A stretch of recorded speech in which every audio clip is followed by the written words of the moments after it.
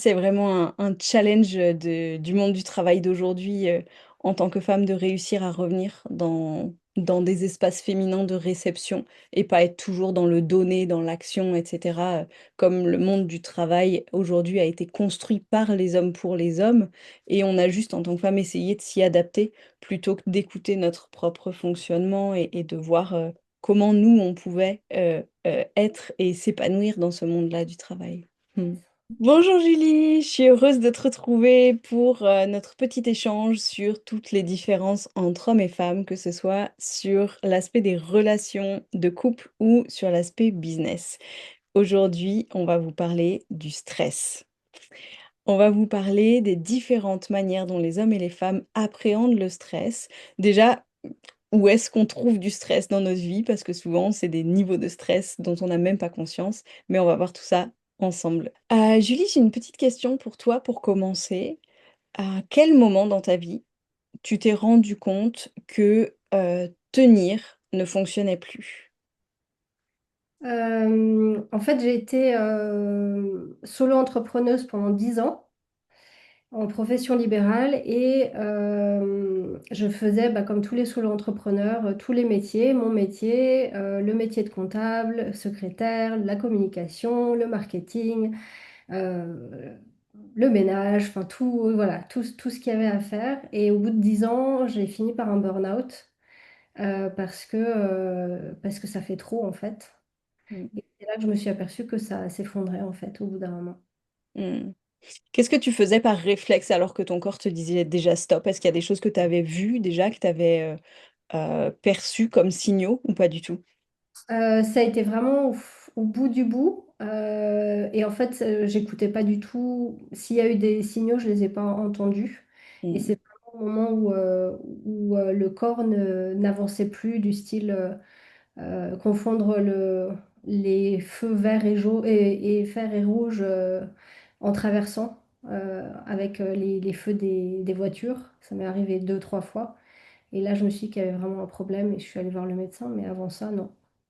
Ok, c'est vraiment quand on est arrivé à te mettre en réel danger physique dans la vie de tous les jours que là tu t'es dit, oh là, il y a un truc qui va pas.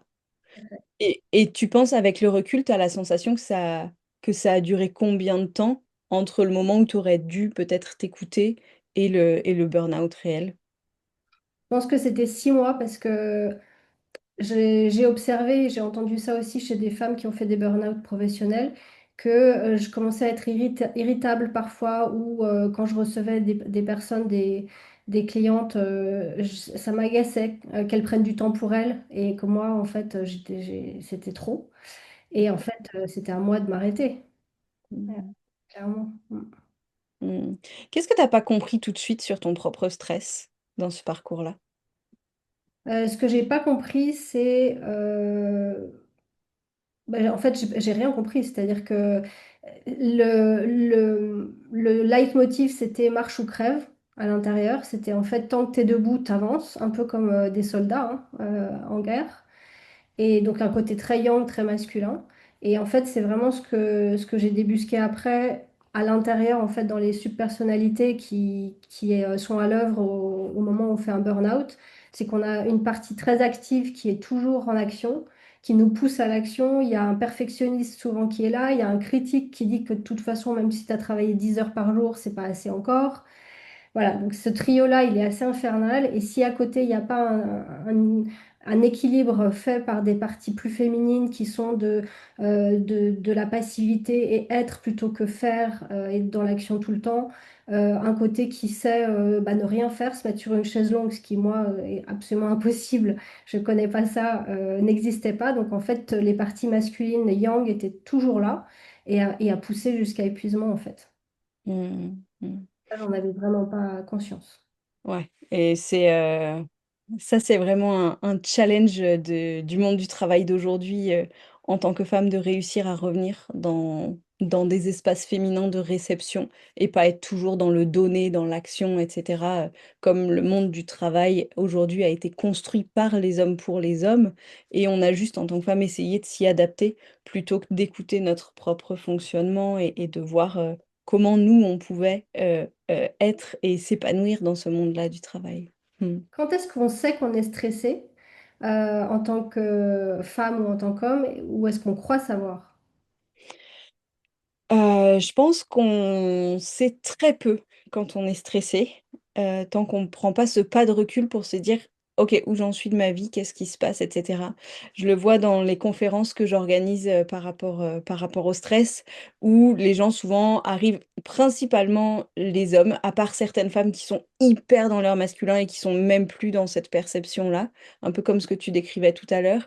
Les femmes vont souvent voir quand même de dire: «Ben, là, j'ai beaucoup de charge mentale, là, il y a ci et ça qui sont un peu lourds à gérer pour moi. Ça va plus être des petites phrases comme ça ou de dire: «Bah, je suis débordée». Ça, c'est des signaux de stress pour les femmes qui courent partout sans plus rien faire et sans avoir la sensation de réaliser quoi que ce soit, mais juste d'être éparpillées à droite à gauche et parce qu'il y a toujours tellement de choses qui se passent à l'intérieur du cerveau de la femme qu'elle court partout et sans être capable d'être vraiment focus sur quelque chose. L'homme, au contraire, souvent, ce qui se passe dans les conférences, les hommes arrivent et disent: «Non, moi ça va, je suis pas trop stressé». Puis quand je présente les différents facteurs de stress, tout ce qui vient, tous les facteurs sociétaux qui nous stressent, au bout d'un moment, ils disent: «En fait, quand même, je reconnais que tous ces facteurs-là, je les coche. En fait, la plupart de ces cases, je les coche et du coup, oui, c'est vrai que je suis stressée». Hmm. Du coup, est-ce que quelque part, on n'attend pas de l'autre, que ce soit notre partenaire ou notre boss ou notre manager, qu'il régule quelque chose chez nous, ou est-ce que j'arrive à me réguler moi-même? Ouais, ça, c'est une question super intéressante parce que au-delà d'aller le chercher dans le partenaire, on le voit aussi beaucoup, dans l'éducation positive avec les enfants, où en fait les parents se retrouvent à vouloir que les enfants sachent gérer leurs émotions, sans Hmm. eux-mêmes être capables de les gérer. Donc oui, par essence, on le voit énormément dans les dynamiques de couple ou même au travail, de dire, moi je me souviens quand j'étais salariée, les espaces où c'est, «Mais en fait, t'as pas fait ci, t'as pas fait ça» ou «Ça, c'était pas à temps» et c'est cette incapacité intérieure à prendre du recul, à déjà se prendre en charge soi et du coup, bah, rejeter sur l'autre parce qu'en fait, c'est plus facile. C'est plus facile de rejeter sur l'autre que d'aller voir ce qui va pas, en soi. Comme la phrase très connue de: «Apprends à regarder, la poutre qu'il y a dans ton œil plutôt que de chercher celle qu'il y a dans le la paille qu'il y a dans l'œil du voisin». Mais de vraiment bah, oui, par essence, c'est toujours plus facile de remettre la faute sur les autres et encore plus quand on est dans une relation, intime, quand on a un degré d'intimité avec quelqu'un qui fait que, bah, en fait, toi, tu devrais me comprendre. Tu vois, Hmm. ces phrases qui sont vraiment, hyper aiguisées et de dire: «Mais enfin, toi, tu devrais me comprendre, je devrais pas avoir à te dire ce qui va pas», tu vois? Bah si, en fait, personne n'est à l'intérieur de nous-mêmes, personne ne peut savoir mieux que nous-mêmes et en tant que femme, quand on est dans une polarité masculine, on est tellement déconnecté de nous-mêmes, de notre corps, de nos besoins, qu'on n'arrive même plus à demander, en fait, ce qui se passe. Hmm. Tout à fait. On n'arrive même plus à demander ce dont on aurait besoin comme soutien. Hmm. Du coup, est-ce que notre mode de fonctionnement actuel, c'est un choix ou est-ce que c'est un mode de survie qui est devenu quelque part automatique? Je pense que c'est, un peu comme je le disais en début de vidéo, assez automatique dans le sens où il faut comprendre qu'il y a à peine deux trois générations où les femmes sont dans le monde du travail avec un salaire, où elles ne dépendent plus de leur mari pour, vivre, pour survivre. Donc cette dynamique-là change aussi avec l'évolution des consciences, avec l'évolution de l'espèce humaine et ça, c'est quelque chose qui est normal et qui est, heureusement en fait qu'il y a cette évolution-là.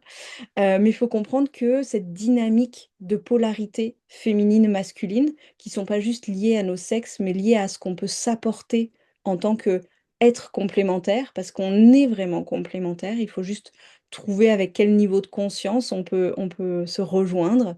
Hem et de trouver qu'aujourd'hui, on n'est plus tant dans cette recherche de survie à un niveau matériel. On n'attend plus que l'homme apporte un salaire et un toit au-dessus de notre tête parce qu'on peut le faire nous-mêmes.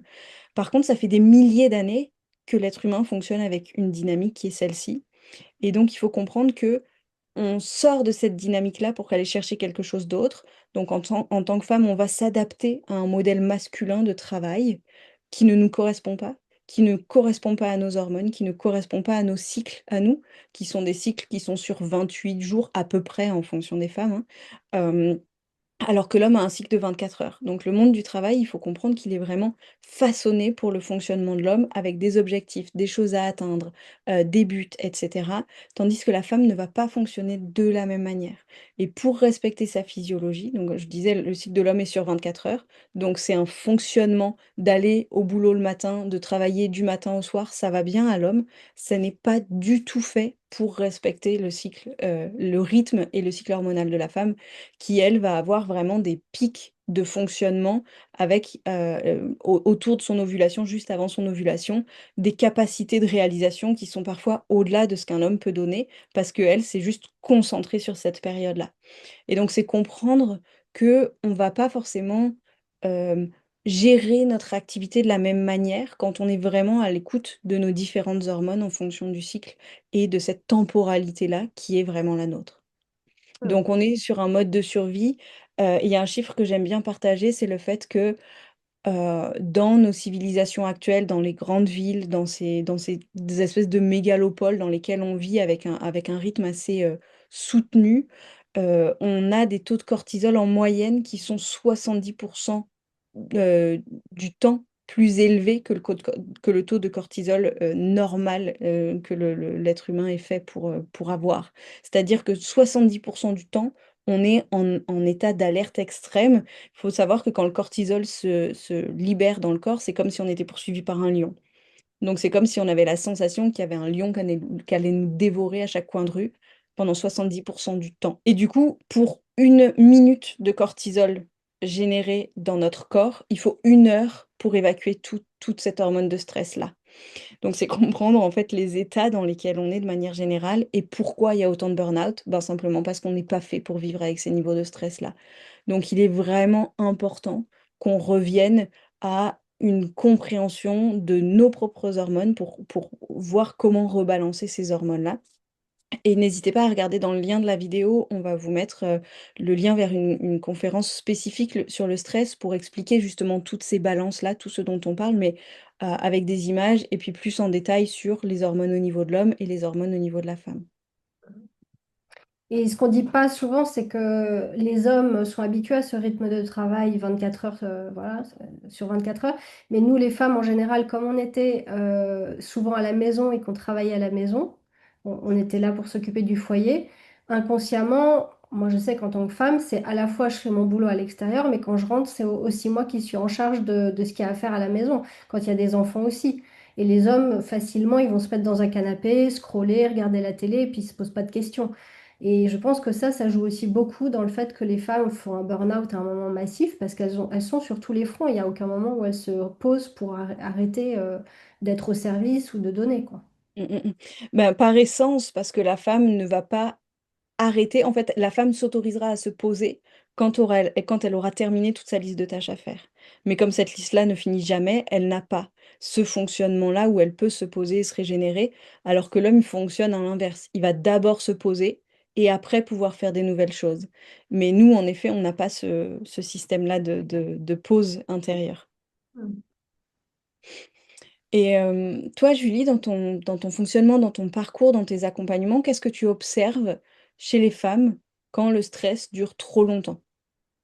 Alors c'est ce que je disais en parlant de ma propre expérience, qu'au bout d'un moment, il y a de l'irritabilité qui arrive, de l'agacement, manque de patience. Et puis quand il y a un partenaire dans les parages, le pauvre, il s'en prend plein son grade en général.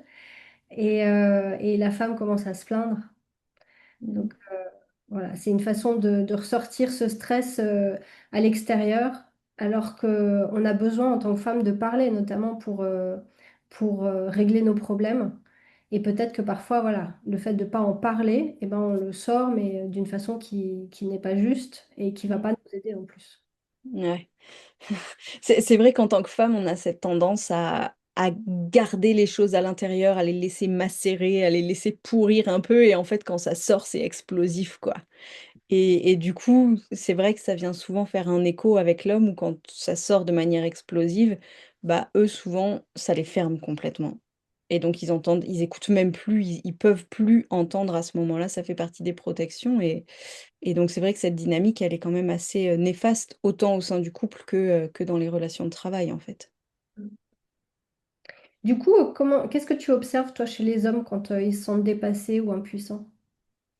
Ils vont souvent avoir cette sensation de fermeture, de shutdown. Tu sais, c'est vraiment, bah, c'est plus possible quand il y a des petits stress. L'homme va avoir tendance à aller dans sa grotte, dans sa caverne, comme l'appelle John Gray, et d'aller régler ses problèmes lui intérieurement. Par contre, si c'est des problèmes qui deviennent trop gros, des problèmes qui génèrent du stress sur trop longtemps, ou par exemple dans le cadre d'une relation de couple, quand il n'y a pas cette écoute, quand à chaque fois qu'il essaie de faire quelque chose pour sa compagne, bah, elle va l'éteindre quelque part. Il va arrêter de faire des efforts. Il va arrêter, il va se renfermer, il va moins communiquer, il va plus être avenant, il va plus avoir envie de servir, de faire des choses pour elle. Et puis, en fait, au sein d'un environnement de travail, c'est la même chose aussi, ça s'applique de la même manière. Quand un homme est toujours critiqué par ce qu'il fait, surtout si il a une supérieure femme, s'il est sans cesse critiqué, il va être très rapidement en burn-out et de se dire, ben, en fait, là, moi, genre, vraiment physiquement, physiologiquement, il n'y a plus de ressources intérieures pour pouvoir aller faire ça, pour pouvoir aller servir, pour pouvoir aller répondre à une demande. Tu sais, c'est un peu comme nous, en tant que femmes, en général, quand on demande les choses 2, 3 fois, ça va. Des fois, ça peut être plus en fonction de l'amour ou de l'envie qu'on a de nourrir un certain lien. Mais en général, il y a un moment où, ok, j'ai demandé ça 2, 3 fois, j'ai pas la sensation d'être entendue, du coup, je ferme et puis je le garde pour moi. Bah, l'homme, ça va être pareil quand il fait des choses et qu'il n'est pas reconnu dans ce qu'il fait. À ce moment-là, il va avoir tendance à se refermer puis à se déconnecter de la relation. Et c'est là que ce soit au niveau perso ou pro, bah, les relations commencent à se désagréger parce qu'il y a un manque de connexion, juste parce qu'on se comprend plus puis qu'on ne sait pas comment communiquer. C'est justement une des questions que je me posais, c'est à quel moment ces réactions, elles deviennent complètement incompréhensibles l'un pour l'autre, en fait, l'un envers l'autre. Je pense que c'est quand on n'a pas les codes pour comprendre le fonctionnement de l'autre, parce qu'on a des fonctionnements qui sont tellement opposés. Et comme aujourd'hui, entre hommes et femmes, on est dans les mêmes espaces, pour qu'on puisse respecter ces polarités, pour qu'on puisse respecter vraiment qui on est dans notre essence, chacun en tant qu'être humain, puis chacun dans notre polarité, vraiment avec là où sont nos forces, on a besoin de comprendre le fonctionnement de l'autre. Et je le vois, moi, en traduisant ces besoins dans toutes les séances de couple, pour tous les couples que j'accompagne. Quand je traduis, tu sais, c'est souvent que j'ai la réaction de waouh, le couple qui se regarde et qui dit en fait, on se sent juste complètement con. Ben, Mm. c'est pas ça, c'est juste qu'on n'a pas les codes, on n'a pas les traductions parce qu'aujourd'hui, on a des attentes l'un envers l'autre qui n'ont jamais existé dans les générations d'avant. Donc, il faut avoir un peu de douceur envers soi-même et de se dire, OK, on a juste besoin d'apprendre les codes. Et tant que l'amour est encore là, tant que le soin, tant que l'envie d'alimenter la relation est encore là, on peut y arriver.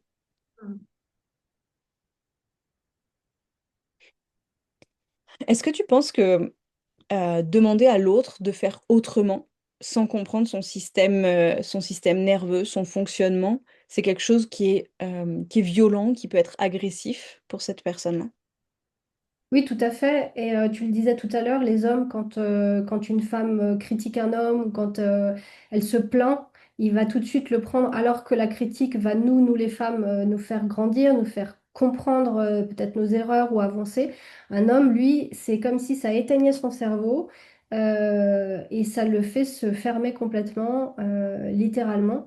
Et, et ça n'aide pas et c'est violent pour lui, c'est très violent pour lui puisqu'en fait, eux, les hommes, ils ont vraiment besoin de reconnaissance, ils ont besoin, un peu comme les petits garçons hein, qui ont besoin qu'on leur dise tout le temps que c'est bien. Nous, les femmes, on n'a pas forcément ce besoin-là, mais les hommes ont ce besoin vraiment profondément. Et On l'a ailleurs, quelque part, ce besoin. Tu nous, on trouves pas? a rien, oui, oui, tout à fait. Parce que ça, c'est quelque chose qu'on entend quand même beaucoup des femmes qui disent, ah, ça va, c'est pas un gosse, je vais pas lui dire que ce qu'il fait, c'est bien. Mais c'est pas. Enfin, en tout cas, plus je vais dans cette finesse de comprendre l'homme, plus, plus tu vois qu'en fait, c'est pas quelque chose qui est comme un petit garçon, mais vraiment qui va aller l'élever Complètement. intérieurement, tu vois. Et c'est là où nos fonctionnements ils sont complètement différents parce qu'un homme pourrait aussi dire de nous, elle pleure tout le temps, qu'est-ce qu'elle a, c'est vraiment une gamine, quoi. Alors que nous, ça fait partie de notre processus de libération et d'avancée. Tout à fait juste. Parfait. Ouais. Ouais. À quel moment est-ce que notre corps commence à parler plus fort que le mental quand il y a stress pour toi? Quand on commence à se faire mal, je pense que ça, ce serait les premiers signes. Quand on commence à se faire mal, à avoir vraiment des parties du corps, on pourrait dire, qui lâchent. Avant que ça arrive au niveau du mental, hein, on voit que le mental, il va vraiment amener plus loin au burn-out, mais qu'avant, le corps peut envoyer des signes. Ça peut être au niveau de la peau, que ce soit de l'eczéma ou d'autres signes qui vont apparaître comme ça. Ça peut être des fatigues oculaires, ça peut être... Il y a pas mal de signes, en fait, au niveau corporel qui vont être là avant que ça lâche complètement, quoi. Hmm. Du coup, pourquoi est-ce que tu penses qu'on continue à analyser en fait, alors que dans la tête, du coup, alors que le corps, lui, il est déjà complètement en alerte rouge? Parce qu'on n'a pas appris à l'écouter. On n'a pas appris à écouter ces signes-là. Depuis petit, on nous dit: «Oh bah non, tu t'es fait mal, mais c'est pas grave. Oh bah non, il y a ça, c'est pas grave. Oh, c'est pas grave, ça va passer». Et du coup, en fait, le corps, on l'éteint petit à petit, on éteint tous ces signaux-là. De dire: «Oh, t'es malade, bah oui, c'est une grippe, tout le monde a la grippe». Bah non, en fait, tout le monde a pas telle ou telle maladie à chaque fois. C'est pas parce qu'il y a une épidémie que tout le monde est malade. C'est juste qu'il y a une faiblesse à un endroit dans le système immunitaire qui fait que, ben, en fait, si je suis pas suffisamment en bonne santé, je laisse des portes ouvertes et du coup, tous ces virus, tous ces petits trucs vont arriver plus facilement sur moi. Mais c'est déjà un signe d'une grande fatigue. Si on est malade tout l'hiver, si on est systématiquement fatigué, si on n'a plus un sommeil correct, etc., ça, c'est vraiment des signes avant-coureurs sur le fait que le corps, il n'arrive plus à se réguler, en fait. Et si les hormones de base, elles sont plus régulées, ben là, il y a vraiment quelque chose à entendre et à dire au mental, en fait, c'est pas toi qui gères tout, quoi. Très bien, très bon, ouais. C'est d'autant plus difficile, je trouve, que dans notre société, la société nous pousse à tout le temps faire, et que le système médical aussi, c'est t'es malade, je te donne des médicaments pour que vite, vite, tu retournes travailler. Et en Mm. fait, ça demande, je trouve, un certain courage que de voir les choses autrement, de se dire mon corps, il me parle, du coup, je vais prendre le temps, je vais peut-être pas aller travailler, et je vais écouter ce que mon corps me dit. Je dis parce que Ça demande une chose, en fait. Ça demande de prendre la propre responsabilité de ce qu'on est en train de vivre. Et ça, on pourrait dire quelque part que c'est l'essence du coaching, que ce soit en perso ou en pro. C'est vraiment un des piliers du coaching de ramener la responsabilité au centre de la personne avec ce qu'elle vit, ce qu'elle traverse et de ce qui se présente à elle dans sa vie. Ouais. Du coup, est-ce que quand on se développe personnellement, c'est pas déjà et d'abord, avant tout, s'écouter différemment? Ouais, c'est sûr. C'est sûr que c'est un peu s'autoriser à changer le point de vue avec lequel on a grandi, qui la plupart du temps ne nous autorise pas à sortir du système dans lequel on pourrait dire que l'environnement dans lequel on grandit de 0 à 7 ans, voire de 0 à 14 ans, c'est vraiment les œillères en fait du système dans lequel on est. C'est une réalité. C'est la réalité avec laquelle on se façonne en tant qu'être humain. Ça ne veut pas dire qu'il n'y a pas d'autres réalités. Ça ne veut pas dire que ces autres réalités ne sont pas justes. Ça veut simplement dire qu'on a besoin d'enlever les œillères pour se dire, OK, si je prends cette réalité-là, comment ça s'applique à moi? Qu'est-ce que j'ai envie d'en faire? Si je prends cette partie de cette réalité-là, qu'est-ce qui se passe pour moi? Et si je reviens, si j'arrête de regarder que à l'extérieur et que je viens vraiment commencer par écouter ce qui se passe à l'intérieur, qu'est-ce qui se passe? Et il y a peu d'approches qui amènent ça. Parce qu'en effet, ça demande, comme tu disais, du courage et de la responsabilité de se dire, bah, en fait, aujourd'hui, si c'est moi qui prends les rênes de ma vie, et encore une fois, je dis ça avec des pincettes de euh, pas de venir d'un côté hyper égotique de c'est moi qui vais tout décider, mais juste de dire à quel espace en nous on va aller écouter, à quelle énergie de vie qui nous traverse et qui nous guide, on va aller, entre guillemets, se soumettre, en tout cas qui est-ce qui nous gouverne intérieurement, on pourrait dire, tu vois? Justement, je me posais une dernière question, c'est que la plupart des gens qui vont nous écouter, certainement, sont déjà très engagés dans leur développement personnel. Mais est-ce que même quand on est vraiment dans ce processus d'évolution constant, est-ce qu'on peut pas quand même être déconnecté de notre propre corps? Mhm. Parce que ça fait peur. Ça fait peur souvent d'aller faire ce travail au niveau du corps. On arrive encore à le gérer au niveau mental. On arrive à analyser beaucoup de choses de développement personnel au niveau mental. Mais quand il s'agit de venir au niveau du corps, en fait, ça vient toucher notre système nerveux. Et notre Mhm. système nerveux, ça, j'aime bien l'expliquer avec ces trois parties, trois zones du cerveau. Donc, on a derrière, à la base du cou, on a vraiment tout ce cerveau reptilien qui gère la survie, qui vraiment, c'est genre les alertes rouges et les petits gyrophares dès qu'il y a un danger. C'est lui, en fait, qui prend le relais. C'est cette partie du cerveau qui va traiter l'information. Et cette partie du cerveau, elle va traiter l'information en fonction de tout ce qui a été rangé dans notre cerveau au niveau de notre enfance. De dire, ça, c'est ma manière de me sentir en sécurité. Tout ce qui ne répond pas à ça, c'est du danger. Et encore une fois, si nos parents ont eu des comportements déviants, bah, du coup, notre système de sécurité, il est un peu biaisé quelque part.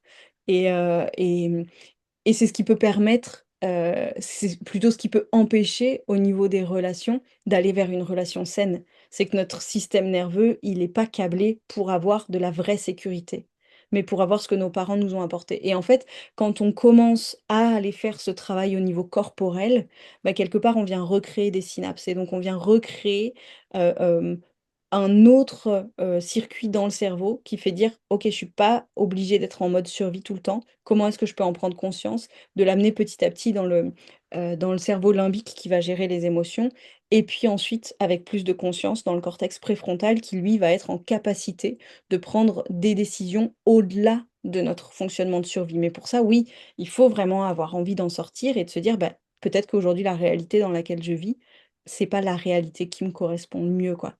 Et en effet, pour faire ce travail au niveau physique, au niveau du corps, pour aller se reconnecter au corps, on a besoin d'être entre êtres humains. Parce qu'on est à une ère d'IA, d'ultra développement technologique. C'est génial que cette technologie avance, mais il faut qu'elle reste au service de l'humain. Et pour évoluer entre humains, pour se réguler, on a besoin d'espace, en vrai, de se connecter entre êtres humains. Et je pense que les relations se guérissent vraiment par les relations, quoi, par des relations saines. Tout à fait, c'est ce qu'on voit. Je rebondis sur ce que tu dis. Dans le développement de l'être humain, justement, il y a vraiment le système de régulation. En fait, quand il n'y a pas eu les parents pour réguler l'enfant, réguler l'adolescent, on apprend en fait en tant qu'enfant ou adolescent à s'autoréguler. Et s'autoréguler, ça donne des humains qui sont adultes, très contrôlants et tout le temps sur le qui-vive parce que, ils ont appris que ça, ils savent faire que ça et c'est épuisant en fait. Donc ça se rajoute encore. Donc c'est Mm. vrai que quand on sait pas, quand on s'est autorégulé enfant ou adolescent, qu'on n'a pas eu des parents, je ne vais pas dire sains, mais en tout cas qui nous ont enseigné. Déjà qui nous ont autorégulés pour qu'on mimétise et qu'on sache comment faire après, il faut vraiment se faire accompagner parce que sinon c'est mission impossible quelque part. Mm. Si on n'a pas le miroir dont tu parles, ça ne fonctionne pas. Ouais. Et est-ce que tu as la sensation que ce qu'on peut vivre aujourd'hui, c'est le signe qu'on doit toujours faire plus d'efforts ou alors commencer à changer notre mode de fonctionnement dans les situations qu'on traverse? Alors moi je dirais vraiment que surtout pour nous les femmes, il n'y a surtout pas à faire plus d'efforts puisqu'on en fait déjà trop quelque part. Et moi je trouve qu'en tant que femme très young à la base, puisque c'est comme ça que j'ai appris, la difficulté c'est justement d'arriver à switcher, à changer mode de fonctionnement, à accepter que je suis pas sur un mode de 24 heures mais de 28 jours et, euh, et changer aussi le rythme, de pas me dire je fais 8 heures, 19 heures comme on ferait en entreprise, mais que j'écoute plus mon ressenti, qu'en fonction de mon cycle, j'en fais plus ou moins. Et ça, je trouve que personnellement, c'est pas le plus évident, parce que c'est pas ce que la société pousse à faire non plus. Donc ça demande Mm. encore une fois de la responsabilité et du courage. Ouais. Après, pour les hommes, qu'est-ce que tu aurais peut-être à dire Ben, je pense que c'est pareil, c'est une question d'ouverture de conscience et de se dire qu'est-ce que aujourd'hui je peux faire pour aller mieux comprendre ma partenaire, que ce soit une partenaire de travail, que ce soit une partenaire dans la vie de tous les jours, je veux dire une partenaire au niveau du couple. Il y a aussi une manière d'aller se connecter plus profondément au niveau émotionnel. Et ça, c'est quelque chose qui fait très très peur aux hommes parce que là, ils sont dans leur féminin au niveau émotionnel, les hommes, hein. Donc c'est quelque chose qui est autant nous, on peut être hyper incisive quand on est dans un émotionnel un peu déséquilibré, autant les hommes, ils vont vraiment être dans cette réceptivité et du coup être heurtés à ce niveau-là. Je le compare beaucoup à un viol émotionnel quelque part. Aujourd'hui, on va dire qu'avec tout le mouvement MeToo, etc., c'est vraiment ressorti énormément de ce que les femmes avaient pu vivre, dont beaucoup d'hommes n'étaient pas conscients de ce qu'ils faisaient vivre aux femmes sur le plan sexuel. Et je pense qu'au même moment, c'est important aussi de prendre conscience que nous, en tant que femmes, si on veut pouvoir attirer à nous des hommes qui sont sereins et qui peuvent grandir dans un masculin qui est équilibré, on pourrait dire, c'est aussi à nous de faire attention de comment est notre émotionnel et de comment